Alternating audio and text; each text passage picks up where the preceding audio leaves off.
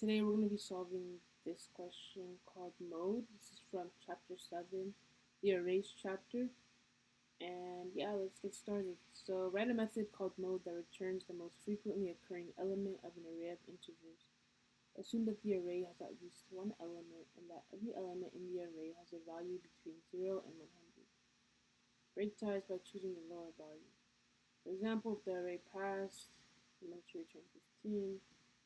Alright, so I know they give us this hint here. Assume that the array has at least one element and that every element in the array has a value between 0 and 100. So using that hint, it's possible to create a storage array and initialize that to a size of 101 and then store the values of our array depending on what we get from there. But I'm not going to do that approach just because it's a bit confusing to me. Although it would work if you wanted to do that way. Alright, so I'm just going to do it the clear, brute forcey way. I mean, it works. It's not that slow, but I guess it's not the best solution either, the shortest solution. So anyways, public static, we're going to return an int, and it's called mode. Takes in an integer array, call it A. Oops. Alright, then, so what we want to do first is initialize some variables that will keep track of our overall mode, so the overall element that occurs the most, its frequency, and its occurrence. I mean, I guess we don't really need the actual element, we really just need, actually we do need the actual element. Alright, we'll see. So int element, I'm going to call this actually overall count equals 0, and then int element equals 0. Then in here we're going to have a for loop. So we're going to say for int I equals 0, I is less than a dot length, I plus plus, and the first thing we're going to do here is basically initialize our temporary element. Basically, that's the element that we're on. And once we have that, we're going to search the rest of the array to check how many times that element occurs.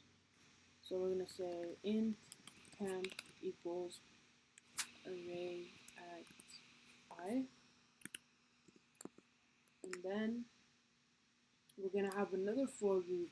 So this for loop gives us our the current element that we're trying to find the frequency of. But the next for loop is going to give us, it's going to search through the array and count for us how many times that that element occurred. So we're going to have another variable in here called count equals 0. So notice this is just the count and temporary element within our loops, but this is actually the overall deciding factor of what we get. So we're going to say for int I equals 0, I is less than, sorry, we're going to use j because I used I above, int j equals 0, j is less than a dot length, because we're just searching through the array again, j plus plus, oh my god. So in here we're going to say if our array at the index j is equal to our temp, then all we want to do in here is, should zoom in a little bit. So if our array at index j equals our temporary element, then we want to say count plus plus. And then once this loop finishes executing, remember that in a nested for loop, for every one pass of the outer loop, there's an entire pass of the inner loop. So after this inner loop completes, we're going to test our count here. So we're going to say if count is greater than our overall count. So this is our overall count, remember. So we're trying to say if this frequency that we got here has occurred more than the overall frequency of the highest number, or the number that occurred the most, then what we want to say is set our overall count to our new count, because that's our new frequency. And also at the same time, go ahead and set our element, our overall element to be, sorry, 1 second. Go ahead and set our overall element to be our temp that we tested for here. And yeah, also recall that it says break ties by choosing the lower value.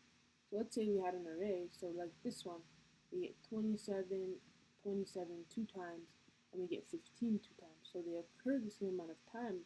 So which one is our mode? So it says choose the lower value. So we're going to say 15 because it's the lowest value out of the mode. So here we're going to say else if count equals overall count. Then all we're going to do is actually test now if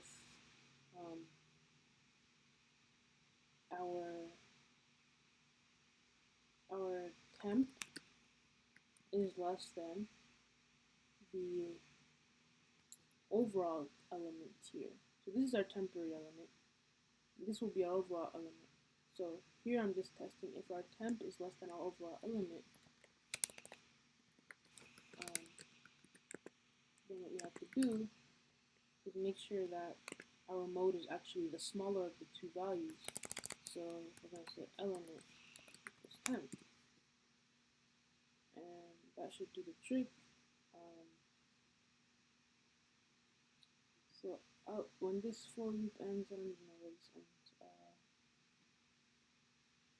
think it ends here. We're going to just return the element that occurred the most.